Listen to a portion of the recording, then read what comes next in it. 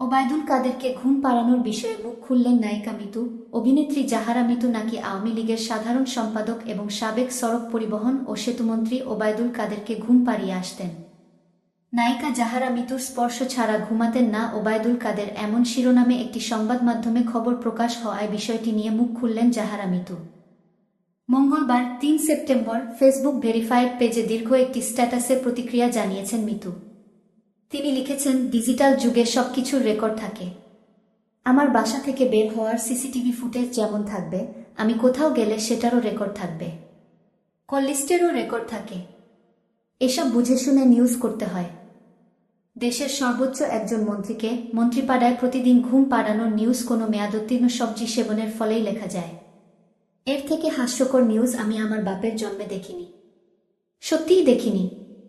এত হেসেছি আমি নিজে, মানুষ আর কতটুকু হাসবে। কোনো সোর্স নেই, আমার বক্তব্য নেই, কোনো প্রমাণ নেই। আর আমার নাম ডিরেক্ট লিখে দিলেন। এছাড়াও জাহারা মিতু লিখেছেন, একজন রাজনৈতিক ব্যক্তির নামে ভিউ বলে ভিউ বাণিজ্যে এতটা নিচে নামলেন। একবার ভাবলেন না মেয়েটা আসলেই কোনোদিন ওই ভাইয়ের সঙ্গে একা দেখা করেছে কিনা? খবর নিয়ে দেখেন ভাইয়েরা। এটুক একটু বের করেন প্লিজ। নিজেদের সাংবাদিক দাবি করেন, সত্যিই দাবি করেন। আজ থেকে আর কইরেন না। আমি চুপচাপ আমার মতো থাকি, থাকতে দেন।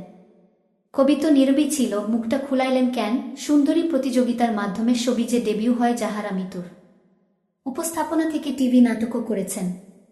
কয়েকটি সিনেমায় অভিনয় করলেও আলোচনায় উঠে আসেন শাকিব খানের সঙ্গে আগুন ও কলকাতার নায়ক দেবের সঙ্গে কমান্ডোতে স্ক্রিন শেয়ার করে।